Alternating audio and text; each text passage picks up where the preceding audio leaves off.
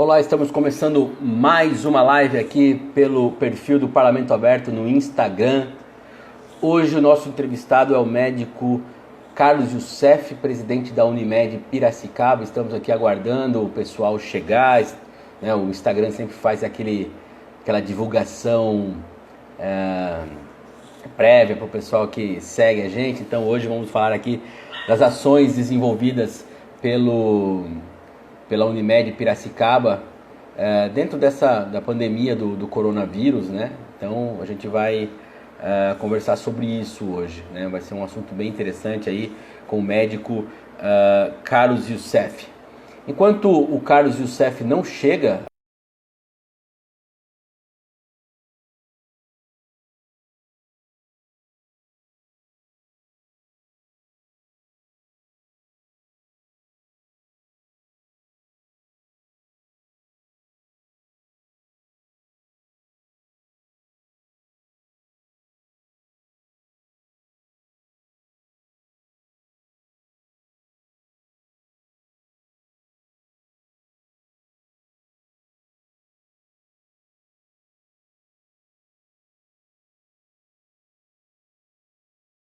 e ainda chegamos a 97 casos confirmados.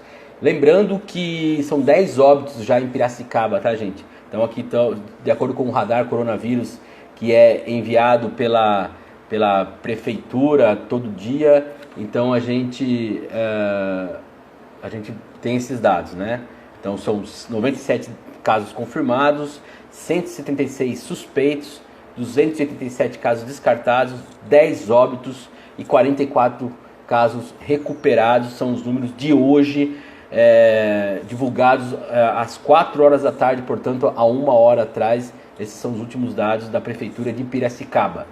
Em termos de Brasil, temos aqui dados que apontam 4.674 mortos no Brasil, tá? E o Brasil está beirando aí os 70 mil contaminados pelo novo coronavírus, e então já é um número, né, continua aquele número crescente, a curva crescente em termos de casos. Então realmente a situação no Brasil é bem séria. Bom, eu estou esperando aqui o Carlos Youssef, que é presidente da Unimed Piracicaba, ele que será o entrevistado de hoje aqui pelo nosso Instagram, aqui na live do Parlamento Aberto. Estou esperando a assessoria dele, eles falaram que já vai entrar. Estou aqui mandando para eles, estou aguardando. Então é isso. Lembrando que o programa Parlamento Aberto, ele é desenvolvido na Câmara de Vereadores de Piracicaba, é um programa que é voltado a desenvolver atividades relacionadas à transparência e acesso aos dados públicos. Então a gente trabalha com informações sobre a Câmara, sobre todos os procedimentos legislativos que a Câmara desenvolve, também atua na questão da educação para a cidadania, a partir lá da escola do Legislativo. Então o Parlamento Aberto, ele é um programa bem amplo, né? Para você acompanhar o Parlamento Aberto, temos aqui no Instagram, né, o nosso perfil, Parlamento_Aberto, você pode seguir. E também no site da prefeitura, no site da Câmara, no site da Câmara, câmarapiracicaba.sp.gov.br, você pode seguir ali, né, acompanhar o site da Câmara e ter todas as informações sobre o programa Parlamento Aberto, também todas as informações da Câmara em geral. Assim, é um trabalho bem amplo que a gente faz aí. Temos ainda uma linha de transmissão pelo WhatsApp, você pode ir lá no site da Câmara se cadastrar na nossa linha de WhatsApp, então coloca lá seu nome, seu telefone, manda para nós, a gente inclui para você e aí você passa a receber. Bom, estamos aqui, a Unimed Piracicaba entrando, o que significa que é o presidente da Unimed Piracicaba, o Carlos Youssef, e já estamos aqui esperando que a conexão esteja boa para que ele possa vir conversar com a gente sobre a atuação da Unimed. A Unimed, além de ser um plano de saúde importante aqui na nossa região, abrangendo em 11 cidades, também tem um hospital Unimed, que também realiza um trabalho fundamental dentro da saúde de Piracicaba. Então a gente vai conversar aí para saber quais são todas as atividades, as ações que a Unimed tem desenvolvido nesse período de pandemia do coronavírus. Eu falei também, né, aqui do perfil do Instagram, do site e do WhatsApp. Claro, a Câmara tem o Facebook também, lá, a Câmara Piracicaba, Câmara dos Vereadores de Piracicaba, também você pode seguir no Facebook, em que todas as informações que são postadas tanto no Instagram quanto na nossa linha de transmissão também estão lá no Facebook. Então, assim, é bacana você seguir. E ainda no YouTube nós temos a nossa... Opa, deu algum probleminha aqui, o pessoal da Unimed tentando usar aqui, mas deu algum problema que não conseguiu. No YouTube nós temos um canal que chama Comunicação Câmara de Vereadores de Piracicaba. Lá na comunicação, que daí... Olá! Olá! Carlos Youssef, tudo bem? Presidente da Unimed, Carlos Youssef, estamos aqui a partir de agora com o senhor já na linha aqui. Muito obrigado por nos atender nessa tarde aqui. É um prazer falar com o senhor. Obrigado, Eric. Eu que agradeço a participação da Unimed agora com você nessa live. A gente vai começar. A gente tem falado trazido aqui para as nossas lives, né? Diversos assuntos, né? E assim, quando a gente estava fazendo a nossa pauta, a gente se deu conta que a Unimed, né, nesse ano, ela vai completar 50 anos, correto? É isso? Exatamente. Em dezembro, fundada... dia 14 de dezembro de 14 de 1970, dezembro, né? foi a fundação. Exatamente. Então, aí a gente fez algum... Pode falar. A gente fez um levantamento... Pois não. A gente fez um levantamento aqui, são 590 médicos cooperados, envolvendo mais de 180 mil beneficiários em Piracicaba e região, que dá um total de 11 cidades e cerca de 1.800 trabalhadores da área da saúde que atuam e colaboram ali para a Unimed, né? A instituição também integra aqui o maior sistema de saúde da América Latina, além de ser líder no mercado de plano de saúde e figurar entre as 50 melhores e maiores empresas do país. A gente faz esse briefing, Carlos, por conta do seguinte, né? Para a gente falar da Unimed, mas é claro que o piracicabano conhece muito bem a Unimed, faz parte do nosso dia a dia.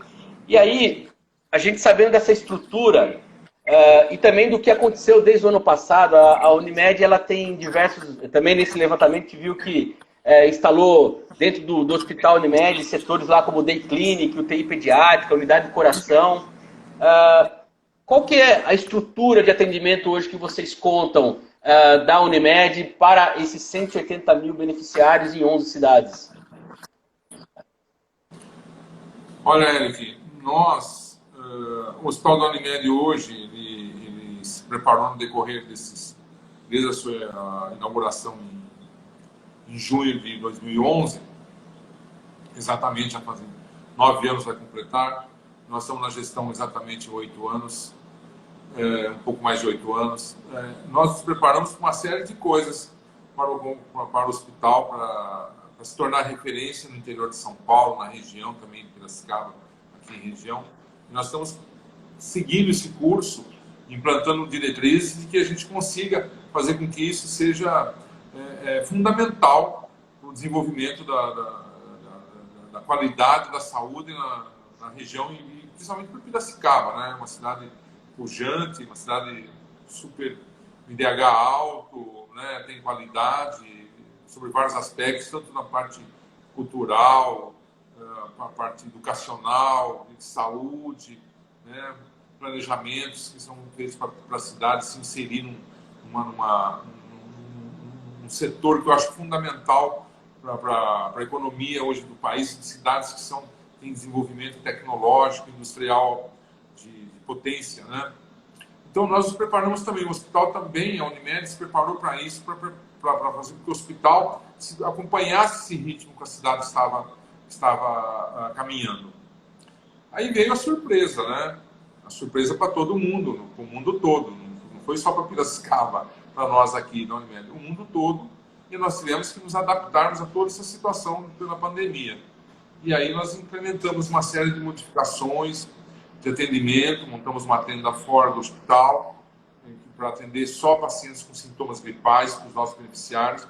Temos isolamento, uma UTI só para pacientes necessitam de cuidados intensivos de Covid. Eu montei com 7 leitos, com 2 de retaguarda.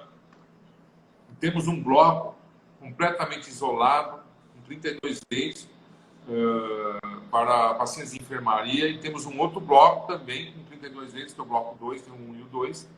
Nós temos 3 blocos, né? Então, para internação de adultos de pós-operatório, doenças degenerativas, pacientes cardíacos, tudo e tal. E a gente separou esses leitos justamente para receber o Covid. E isso, além de você se comprar equipamentos de proteção individual, máscaras, aventais, luvas, gorros, equipamentos de visão, de proteção visual, tudo isso nós mudamos completamente a rotina do hospital. Além do mais, veio a quarentena, diminuição de cirurgias, né, nas urgências, os pronto-atendimentos se esvaziaram praticamente a 10% dos atendimentos, tanto adulto quanto infantil, né?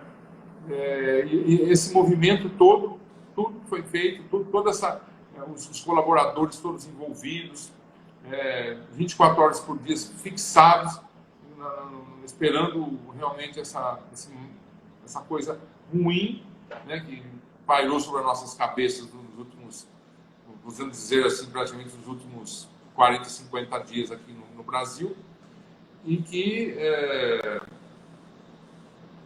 estamos caminhando, nos preparando para o que possa vir o pior, né, realmente, né? A gente tem vendo aumentando o número de casos no interior, a gente está um pouco preocupado. Agora, antes da gente... Já estão surgindo algumas perguntas em relação a questões específicas do atendimento. Mas eu só queria voltar só um pouquinho para a gente partir dali, essa conversa que é muito importante.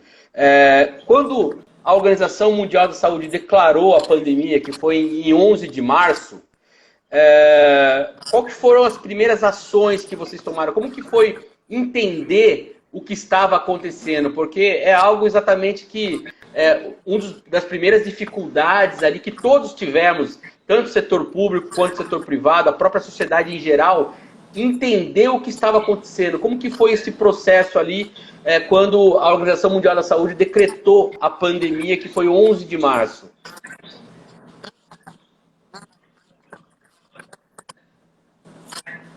Eric,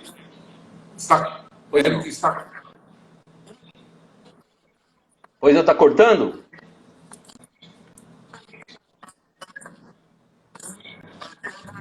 Opa, pessoal, estamos tendo um problema aqui de transmissão. O senhor não conseguiu entender a pergunta? Em parte. Agora melhorou um pouco agora no final. Em parte, entendi. Tá. Mas só para resumir, assim, quais foram as primeiras ações quando a Organização Mundial da Saúde ela decretou a pandemia, que foi 11 de março, né? Porque o que eu pontuei é que o desconhecimento sobre a doença foi um dos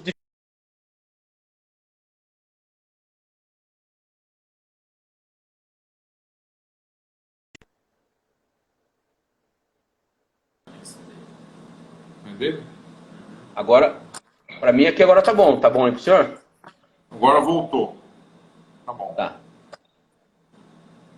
Olha, Então, nós tivemos, eu entendi o questionamento. Quando a gente, mesmo como médico, independentemente de ser o gestor, a gente como médico, a gente pensa em uma série de coisas. Quando surgiram as primeiras notícias do que estava ocorrendo, quais os cuidados que a gente deveria tomar, as preocupações, nós temos como médico uma visão um pouquinho diferente do que a maioria das pessoas tem em relação a esse tipo de contaminação.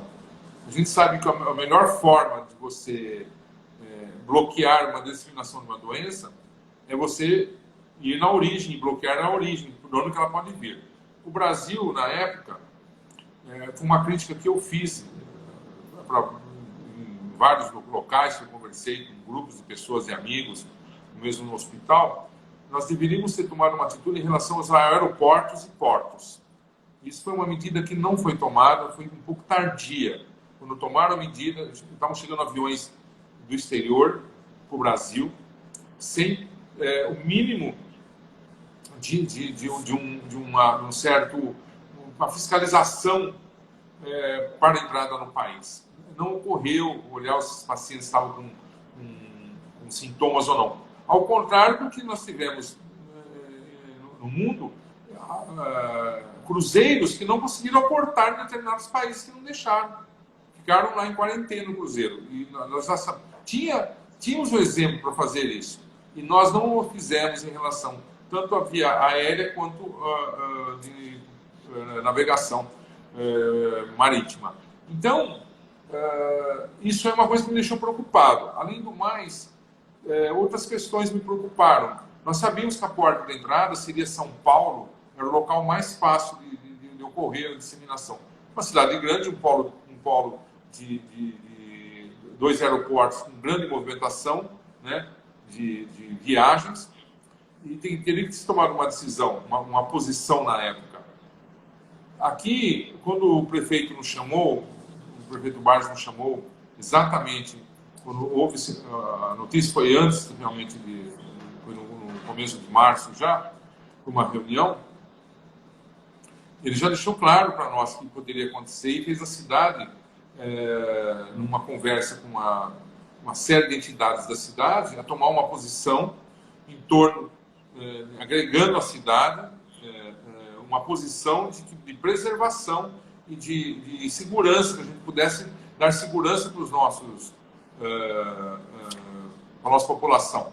E a Unimed acompanhou junto às decisões do prefeito e do secretário da Saúde, e nós fizemos com que o hospital se preparasse também, como também tem o hospital regional, teve a Santa Casa, tem o hospital dos fornecedores, né, e o hospital da Unimed também participou dessa reunião. E nós decidimos acompanhar a evolução, né, do que poderia ocorrer, né, nos preparando previamente. Evidentemente, o interior, a partir do momento que se tornou fez o isolamento, os casos diminuíram um pouco, né, não apareceram com tanta frequência. Estava mais disseminado realmente na capital, né? Haja vista que aglomerações, metrô, isso é fundamental para ter a transmissão. Mas a gente sabia que também o meio de transmissão veio de clientes, de pacientes, de pessoas que têm uma classe mais alta, entendeu? Porque essas pessoas que viajaram mais, que saíram mais, que tiveram... Eu tive uma cliente, por exemplo, com o marido, que viajaram em março para a Itália. Ela veio há 10 dias atrás, no meu consultório, queria fazer o teste do Covid, para ela e para o marido. Eles fizeram. Eles viajaram em março para a Itália, voltaram, eles não estavam sentindo nada. Ela deu negativo, dele deu positivo. Ele teve a doença, não sentiu nada, passou desapercebido. Então, quantas pessoas poderiam ter viajado e voltaram para cá? A sorte dele é que ele teve a doença, ele já estava com IgG, que a gente chama. Quando dá o IgG positivo, é que a doença já passou. Então, quando ele fez o exame, ele já não tinha mais a doença, já tinha passado a doença. O IgM que mostra a doença ativa, que a gente chama. A imunoglobulina IgM mostra, que é o teste de ELISA, que a gente fala, né? Tem o PCR e o ELISA. Então, quantas pessoas devem ter viajado e não sabiam, né, na época, e não foram testadas? E voltaram para o Brasil, mesmo dos Estados Unidos também. Todo mundo sabe que o Carnaval foi um período que todo mundo viaja no Brasil. Quem não gosta de Carnaval, viaja. Quem gosta, fica, né?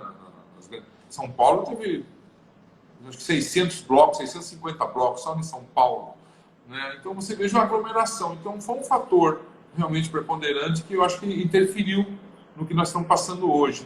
Porque realmente demora normalmente 2 meses.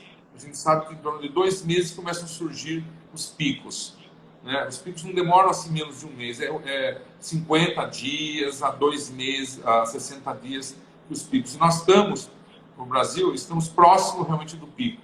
Eu acho que a gente tem uma chance grande de, começo agora em maio, atingir o pico. A primeira semana, os primeiros 10 dias de maio. É a minha impressão. Agora, falando em termos assim mais práticos, primeiro, antes da gente continuar aqui nas conversas, falar que a participação aqui está imensa, várias pessoas chegando, várias pessoas perguntando, inclusive temas bem específicos sobre a questão de tratamento das gestantes. Mas antes da gente chegar até ali, eu queria que a gente falasse um pouquinho sobre pensando na forma mais prática do trabalho do hospital. Como está sendo atendido quem apresenta os sintomas? Como está sendo realizado esse atendimento, essa divisão também de quem vai ser atendido, de que maneira? Um pouco mais essa prática do hospital mesmo. O paciente que chegar no hospital com sintoma gripal, ele não vai para o hospital, ele vai para a tenda. A tenda vai decidir se é um paciente de internação ou não. Se ele não for um paciente de internação, um paciente apenas que necessite atendimento de diagnóstico, se ele possa estar com Covid ou não, ele faz o teste rápido da H1N1, influenza A e B, né? E se esse teste der positivo, ele vai ser dispensado com o diagnóstico de gripe comum, né? A gripe que não é a gripe do Covid atual. Se ele fizer, e se der negativo esse teste, esse paciente é orientado, e ele estiver bem, ele é orientado a ficar em casa, observando e isolado. Deu para entender? Sim, claro. Se o teste der negativo do H1N1, influenza A e B, e ele estiver bem, não tiver nenhum quadro respiratório, nada, apenas uma gripe simples, ou só com a garganta, ou dor no corpo, tudo, ele vai para casa e fica lá observando. Se ele for do grupo de risco, e ele vai fazer o teste, faz o Covid. Se ele for do grupo de risco, mais ainda, aí existe uma preocupação diferente. Esses pacientes do grupo de risco mostra que, de repente, eles entram em insuficiência respiratória. Eles são mais suscetíveis, então eles têm chance de ter mais insuficiência respiratória. Esses pacientes são monitorados mesmo, todos são monitorados. Mas os pacientes, mesmo que a pessoa não sinta nada, não tenha nada, são muito monitorados. E se um paciente tiver um sintoma com algum déficit respiratório, alguma coisa importante que o médico observe, ele tem um fluxo interno dentro do hospital que ele não passa pela área do hospital comum. Ele tem direto, ele sobe para um elevador já separado, privativo, na entrada do hospital, e vai para a enfermaria, não tem um bloco isolado. Se for criança, tem também um local para isolamento de criança também. Tem uma área separada. Então, a preocupação maior é você suspeitar. O médico tem que ter o discernimento de quando ele manda para casa observar ou de quando ele coloca para dentro. Porque, às vezes, mesmo que ele não tenha um sintoma respiratório, mas se for um paciente altamente suspeito, que é do grupo de risco, ele vai colocar dentro. Porque esse paciente provavelmente vai desenvolver insuficiência respiratória. Provavelmente ele vai. Pode não acontecer, mas a chance é grande. Então questionando aqui, só para reforçar a informação, então se o exame de H1N1 der positivo, ele provavelmente não tem a Covid-19. É isso? Exatamente. É dessa maneira que vocês estão tratando. Exatamente, porque se ele tem sintomas de uma gripe e dá positivo para H1N1, é porque ele não tem Covid. A gripe dele é H1N1 ou influenza AB. Essa é por exclusão. Entendi. E aí, o senhor explicou que eles são encaminhados de forma isolada dentro do hospital. Como que é o acesso dos familiares ao paciente? Porque eu acho importante a gente colocar isso, porque às esse as pessoas pensam que o familiar pode ficar junto, né? Pelo que eu tenho visto de relato dos médicos, não fica junto, né? Explica como que é esse tratamento, nenhum. O acesso. Não tem acesso nenhum. Ninguém tem acesso. Nem eu. Claro, que bom, porque né? A pessoa para frequentar o ambiente, esse ambiente precisa estar paramentada. Ela precisa estar paramentada, todos os equipamentos de proteção individual, tudo certinho. São pessoas preparadas para lidar. Teve treinamento para isso. São pessoas treinadas para mexer. Né? Eu não fui treinado para isso aí. Então nem eu entro lá. Nunca fui no Entendi. bloco 1. Então, assim, para a gente explicar bem para o pessoal que está acompanhando aí, então depois que as amostras elas são coletadas com os pacientes que estão com suspeita da Covid-19, quanto tempo até esse diagnóstico da Covid-19, não da H1N1, quanto tempo que é para ele ser concluído? E caso, como o senhor já Hoje, explicou, caso tenha essa confirmação positiva de Covid-19, qual que é o procedimento a partir daí? então, o exame hoje sai rápido, Eric. 24 horas está saindo o exame. 24 horas. Nós tivemos uma criança no domingo de manhã que, por algum motivo, lá entre nós médicos, discutimos, resolvemos pedir um Covid. Ontem, 7 horas da manhã, eu recebi no meu celular negativo. Colheu ontem, era em torno da hora do almoço. Começo da tarde. Ontem de manhã já estava... Então, está demorando 24 horas. A 36 horas no máximo. As pessoas que dão Covid positivo e são comunicadas, ele já está em isolamento. Evidentemente, as pessoas, os familiares também, que moram juntos, também serão testados. Né? É obrigatório você testar. Porque, veja só, vamos supor que você vai lá, faz o teste, depois está aí na sua casa, e alguém liga para você, do hospital vai te ligar, deu positivo o teu exame. Toda a família vai estar, realmente, vão fazer exames, evidentemente, se alguém apresentar sintoma, evidentemente, mais rápido ainda. Mas todo mundo vai ter que fazer exame. É importante saber quem foi contaminado e quem não foi. Porque daí, essa pessoa que está com você, que mora com você, ela vai sair de casa por algum motivo, ela está saindo, fazendo compra no supermercado, qualquer coisa, em serviços essenciais que precisam ser de subsistência, ela precisa saber se ela está contaminada ou não, para proteger os outros. O importante Sim. é proteger os outros. Agora, Então, pode pois falar. não. Não, é Não, que pois não. fala você. Desculpa. É que, só para emendar, tem a Fernanda Fieri, ela está questionando aqui, até a criança também fica sem acompanhante, como é o caso da criança especificamente, no caso de ser dar positivo de Covid-19. Depende aí, depende evidentemente da idade da criança. Depende da idade da criança, né? Você pode autorizar, porque nós temos um caso na Unimed, que a criança estava, e o pai e a mãe também, mas não tinham nada.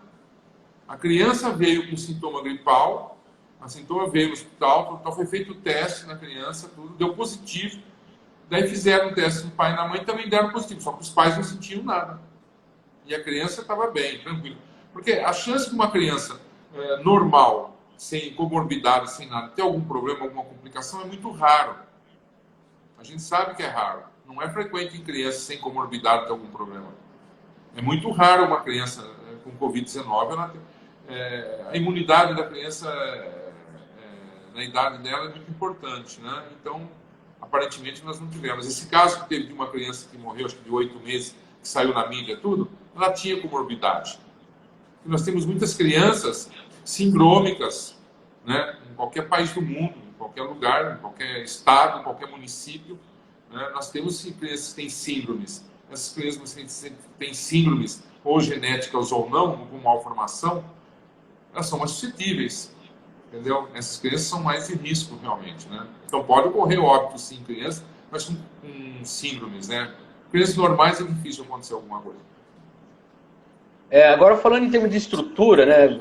Continua chegando muitas perguntas aqui. Infelizmente, eu acho que não vai ser possível fazer todas, mas algumas a gente vai pontuando.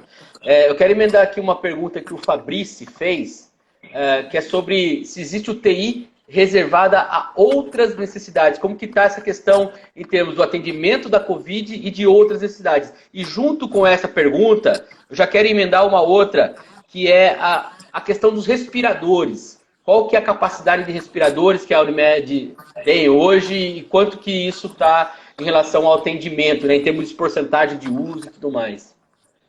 Olha, nós temos um UTI adulto de 14 leitos.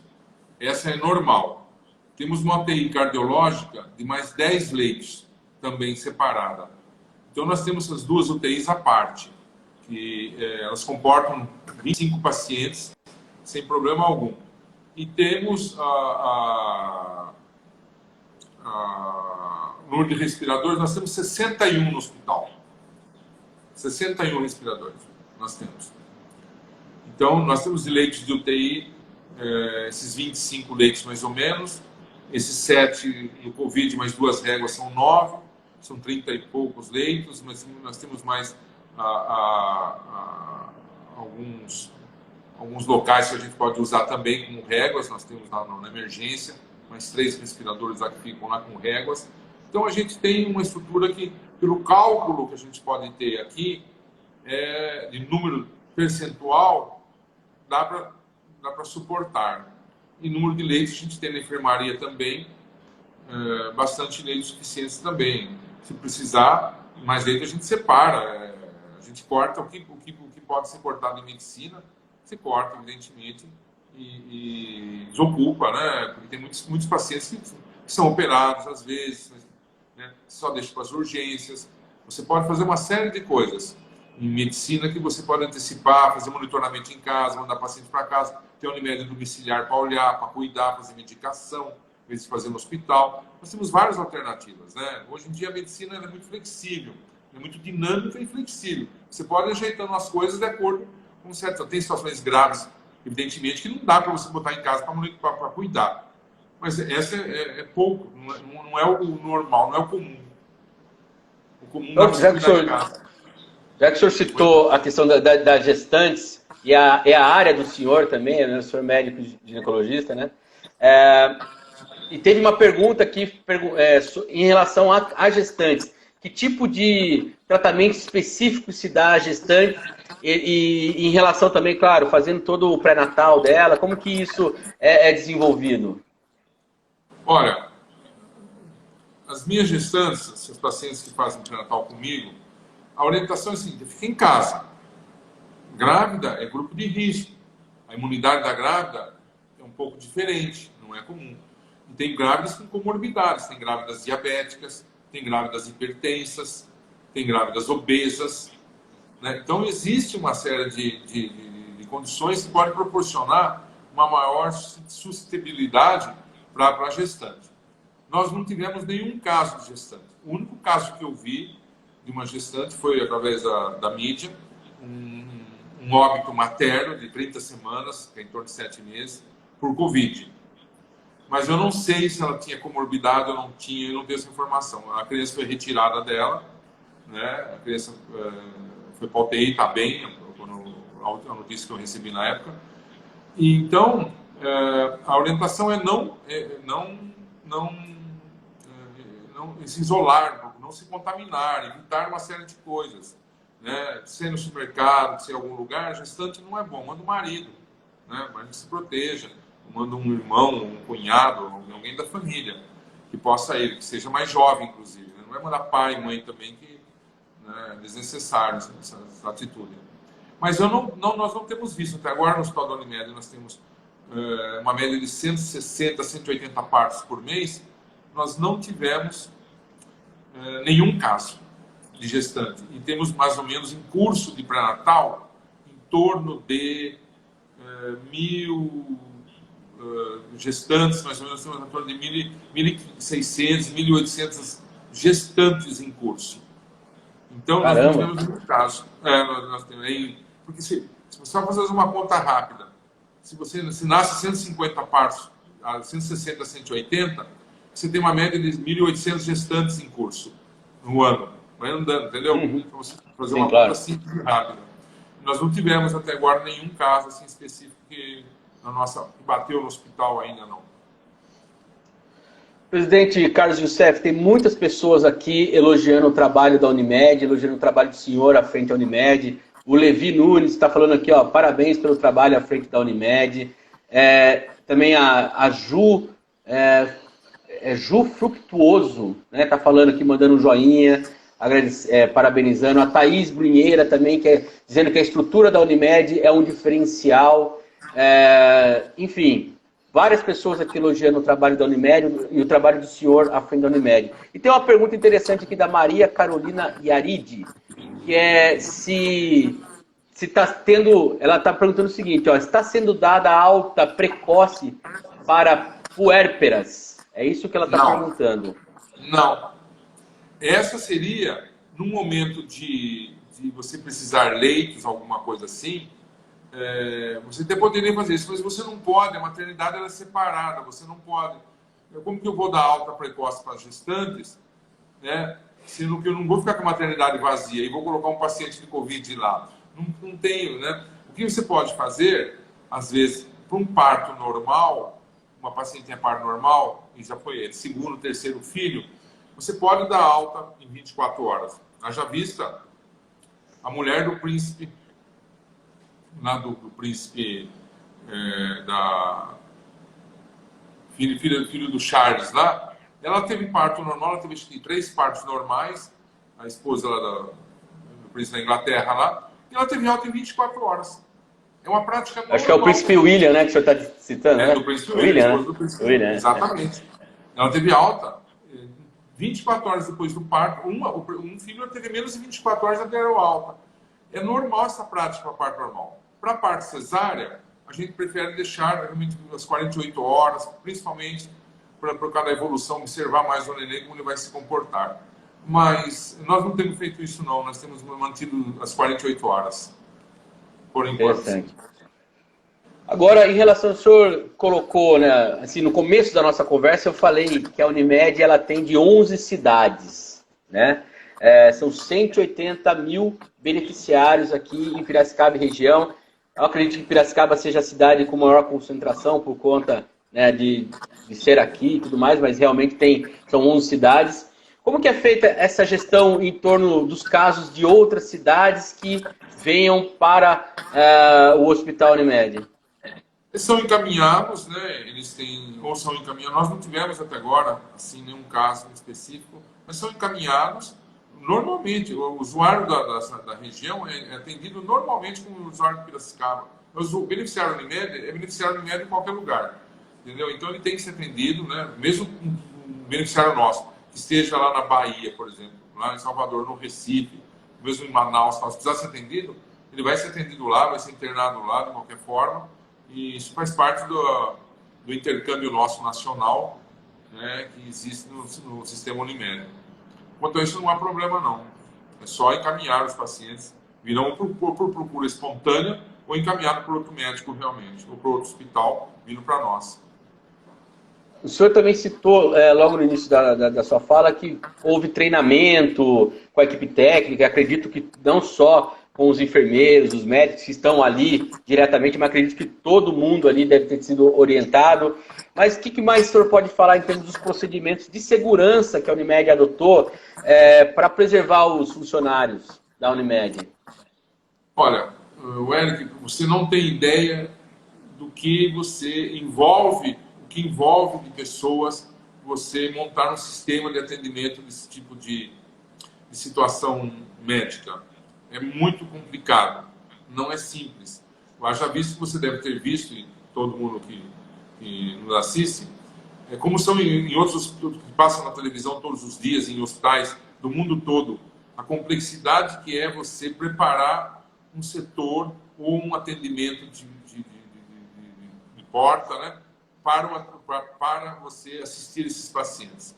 É muito complicado, envolve muita coisa e os equipamentos também, e a proteção das outras pessoas, né, que não é só proteger os médicos, tem que proteger os colaboradores todos da enfermagem, também os administrativos. É uma série que você tem que separar. Haja vista que o mundo todo nunca tinha se atentado o quanto o colaborador que trabalha com a saúde das pessoas, a saúde é tão fundamental na vida das pessoas. Pela primeira vez eu estou vendo isso. Eu tenho praticamente 38 anos, eu tenho mais de 38 anos de formado. Pela primeira vez eu vi realmente um reconhecimento público, né, em todas as mídias, que você vê a importância que essas pessoas se expõem, né? Essas pessoas se expõem. Eu já vi isso que eu vi recentemente num canal de televisão, uma enfermeira que perdeu uma amiga dela, uma trabalhava no hospital de São Paulo, porque era uma pessoa jovem, mas que tinha uma comorbidade, veio a falecer.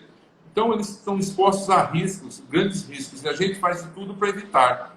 Nós tivemos pessoas, colaboradores lá positivos, mas acreditamos, os que estavam positivos, se contaminaram fora. Não foi dentro do hospital. Esse caso, até ele deu uma entrevista no jornal, tudo, o rapaz, o nosso colaborador, mas foi contaminação fora do hospital, não foi dentro do hospital. E nós ficamos preocupados ele foi afastado, fez a quarentena, passou tudo tal, agora volta ao normal, né? Negativando o IgM aí, passando para IgG positivo, que a doença, o vírus não está mais no corpo. Então, esse é fundamental. E é uma preocupação intensa, todos os dias, diariamente. Mesmo porque você pode errar em algumas coisas. Você pode atender um paciente que suspeite de Covid, coloque junto às pessoas, enfermarias dos blocos do Covid e não seja, porque tem muitos sintomas parecidíssimos e não é a doença. Haja vista também que tem outras coisas que são agravantes. Tem o teste que dá negativo, você faz de novo, dá negativo. Às vezes precisa de 2, 3 testes para dar positivo o exame. Então você precisa tomar cuidado para não ser enganado, entre aspas, pelo exame. Então às vezes o médico fica na dúvida porque os sintomas são muito clássicos, inclusive a tomografia também é clássica, aparece que é o vidro fosco, tudo tal, e você fala, não, é Covid. Vai lá, o teste dá negativo. Passa uns dias, repete, negativo. Então, às vezes o teste para dar positivo demora 3, 4 vezes, já tem relatos disso. Então precisa tomar muito cuidado na avaliação. E tudo isso, os colaboradores, o médico precisa estar sob proteção.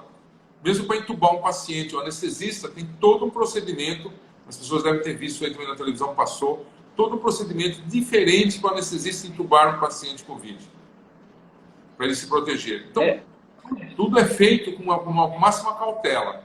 E é inúmeras situações de cautela. Se eu for enumerar aqui, eu nem vou me lembrar de tantas que são. São muitos cuidados, muitos passos. Entendeu? Sim. Eu acho interessante isso que o senhor colocou sobre o reconhecimento a todos os funcionários, a todo o corpo técnico, desde do médico até indo ao faxineiro que trabalha, né, no ambiente hospitalar. Eu acho que se a gente pode ter algo positivo a tirar dessa pandemia que nós estamos vivendo, sem dúvida, é esse reconhecimento a quem trabalha com a saúde, né?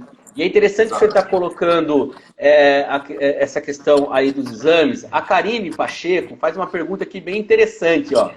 Ela falou assim, ó, vi que há teste rápido retirando secreção do nariz e um outro que é uma pequena picada no dedo.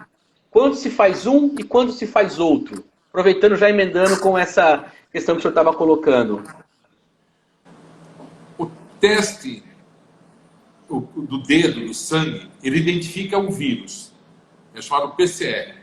Ele identifica o vírus. O teste rápido, ele identifica o anticorpo que você produz contra o vírus. Então, o PCR ele demora mais para sair. Então, eu falei, demora 24, 36 horas. O teste rápido, que sai em meia hora, 1 hora, esse teste ele identifica se você está produzindo anticorpos contra o vírus, mas não identifica o vírus. Então, você fala, mas como que eu vou saber se o teste deu falso ou negativo? Porque o que acontece? Tem uma janela que você só demora, para você produzir anticorpos, não é no primeiro, segundo, terceiro, quarto dia que vai dar anticorpos. Então, se você aparece no hospital e faz um teste rápido, dá negativo, você está com sintomas gripais, não significa que você não tenha. Pode ser que naquele momento você está na janela negativa e não produziu anticorpos ainda. E vai começar a aparecer depois do 7º dia. Essa é a diferença. Enquanto o PCR, não. O PCR, se ele der negativo, é porque você não tem o vírus. Se der positivo, você tem o vírus. Essa é a diferença. Ele é mais decisivo, né? Sim ou não? Agora, também vale lembrar algumas coisas que eu vi também por aí na imprensa, que a Unimed tem investido em tecnologia nesse período. Eu queria que o senhor falasse um pouquinho das tecnologias que foram implantadas nesse período de pandemia, o aplicativo de telemedicina também. Como que está esse trabalho? Porque é algo também que faz diversos projetos que eu acho que estavam na gaveta, de repente tem que colocar isso aí em funcionamento, né? Olha, na crise, eu sempre falo, o homem é ele e as circunstâncias. Né? Todas as grandes inovações no mundo foram realizadas em épocas de crise ou de dificuldade. Haja vista, né? Não é que precisa ter guerra para acontecer isso, mas nas guerras, tanto a Primeira quanto a Segunda Guerra Mundial, isso foi notório. Né? Uhum. Mesmo em medicina também, evoluiu muito a medicina, né, após essas situações. Mas nós contratamos uma empresa de São Paulo, chamada Docway. Ela dá ela uma teleassistência, tanto por telefone quanto por vídeo, para orientar as pessoas quando devem procurar o hospital, quando não devem procurar, qual é a gravidade dos sintomas, quando não é. É uma orientação por vídeo ou por áudio importante. Senhor Júlio, nós contratamos já tem mais de um mês. Faz um mês e pouco, acho que a gente contratou essa empresa. E temos também os aplicativos da Unimed, né? O aplicativo do beneficiário da Unimed, ele entra no site, ele consegue acessar o aplicativo. E lá tem uma série de coisas da Unimed Piracicaba. Lá ele vê um monte de coisa, procura uma série de coisas, inclusive as orientações adicionais para tal situação que nós estamos passando. Isso que nós Como que fizemos é um aplicativo, pode baixar? Como que funciona? Só para o pessoal ele que entra está no nos site da acompanhando. Unimed, a pessoa entra no site, ele tem o código dele. E o código para acessar o aplicativo, o beneficiário. Ele tem o código dele. Todo beneficiário tem um número. Né? E ele, através desse número dele, ele acessa o aplicativo do beneficiário, onde ele vai ter uma série de informações da Unimed. Sobre várias coisas, não é só sobre o coronavírus. Né? Sobre outras coisas que ele quiser. Nós estamos incrementando essas informações cada vez mais para eles. A gente está com quase 50 minutos já de entrevista, presidente Carlos Youssef. Novamente agradecer pelas explicações. O senhor demonstra muito conhecimento daquilo que fala. E aqui não só eu falando, todo mundo que está participando aqui também, mandando aqui parabenizações para o senhor. Aqui, ó, o Fabinho Fontabelli, fica muito claro que o Dr. Carlos fala com propriedade, que ele conhece. Também a Elizabeth Strapasson aqui está falando, também mandando joia. Cíntia Bigaran. Tá, o Ricardo Tedeschi Matos mandando aqui parabéns, Dr. Carlos. A Thaís Brunheira mandando orgulho.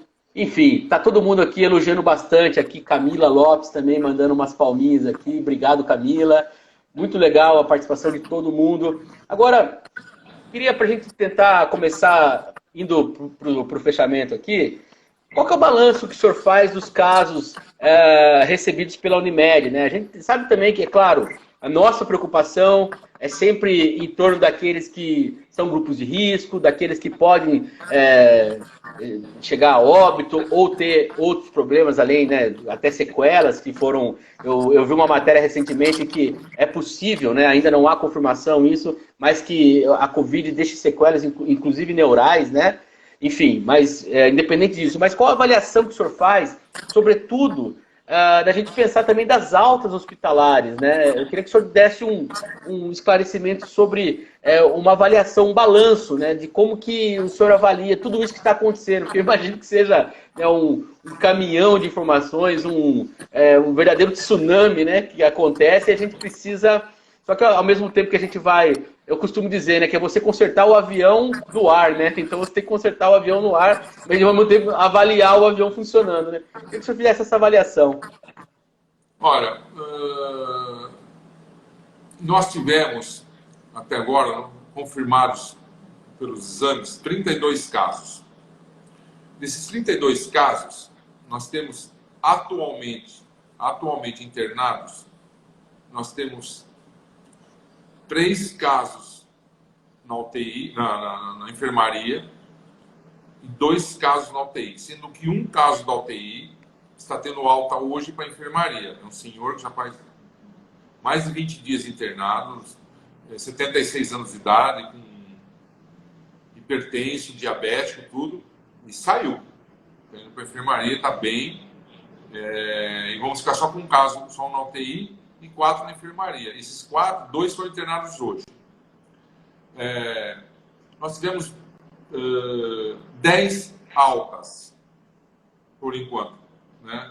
E 2 óbitos. Nós tivemos 10 altas, além desses 5 que estão lá agora, e 2 óbitos. São 17. E tivemos 15 que ficaram em casa sob monitoramento. Esse é o nosso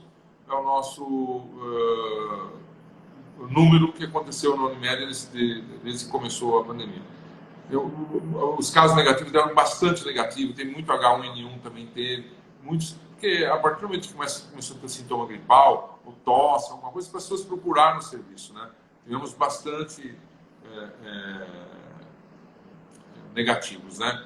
Mas é importante procurar prevenção, olhar, se prevenir, usar máscara, higiene pessoal.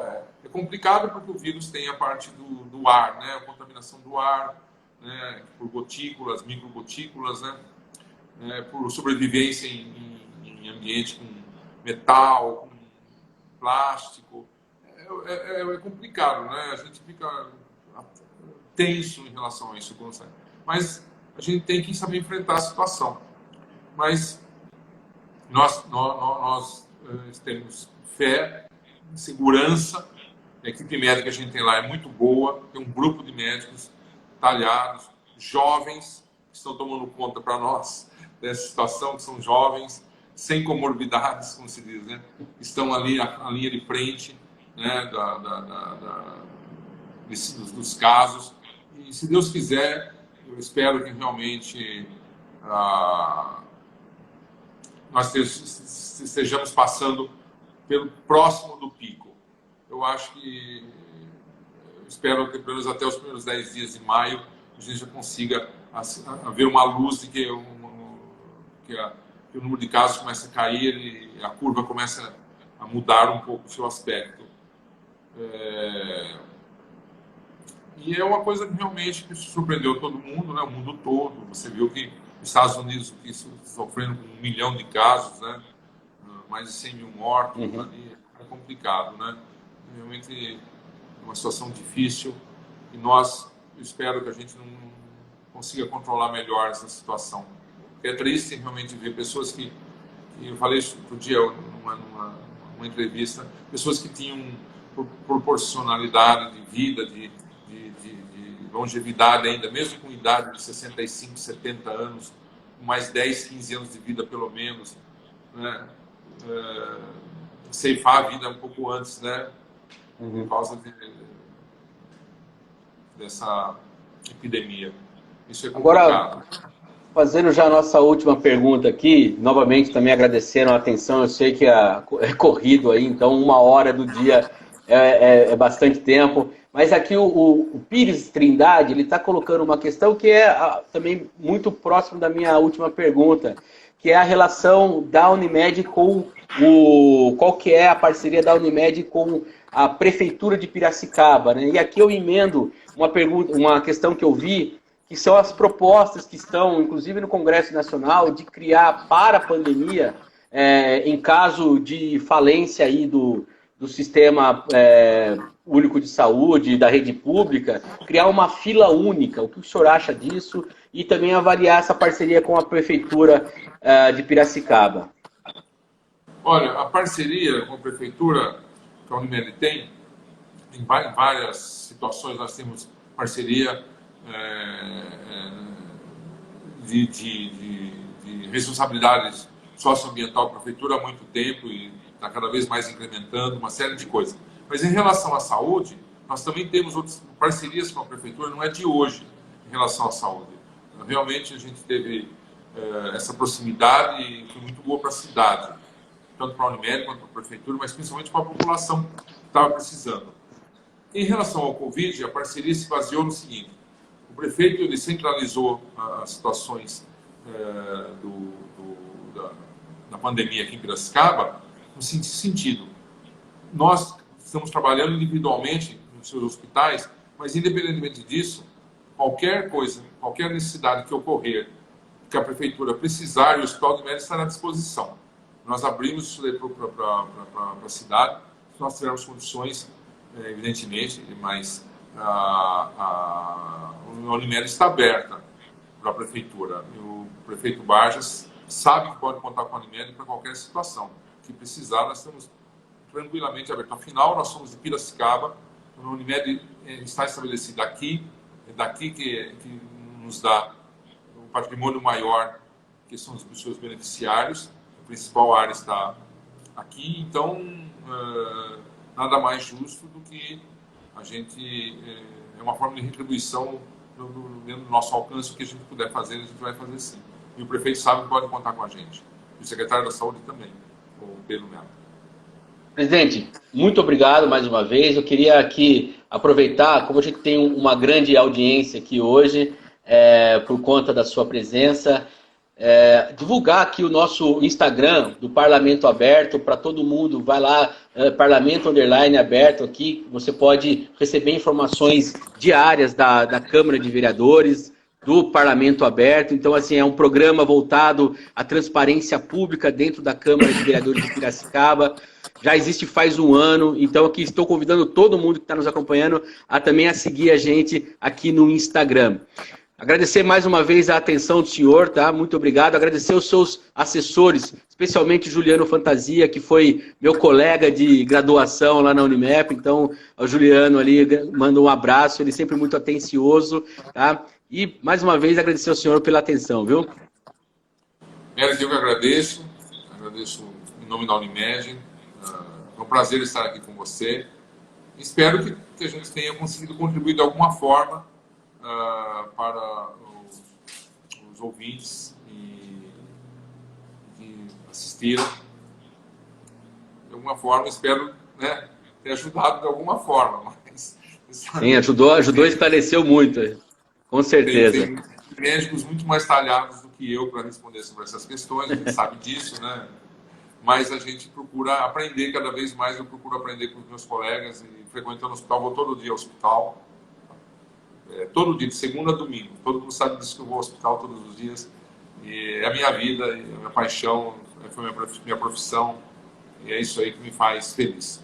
Né? Isso é importante, além de outras coisas, evidentemente. Mulher, filho, tudo isso envolvido. Mas a profissão minha é uma coisa que me agradece, que me encanta. E eu queria agradecer também a uma pessoa que tem muito contato, né? Frequentemente a gente tem esse contato, está sempre prestigiando também os mesmos amigos, é o Gilmar Rota, o presidente da Câmara.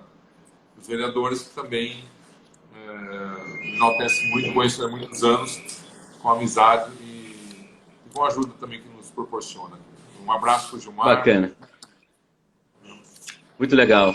E várias pessoas aqui mandando parabéns, agradecendo pela atenção do senhor, parabenizando o trabalho da Unimed, de todos os funcionários, todos os colaboradores, dos médicos, dos enfermeiros, das recepcionistas, de quem trabalha na área de limpeza. Então aqui vai também um agradecimento nosso.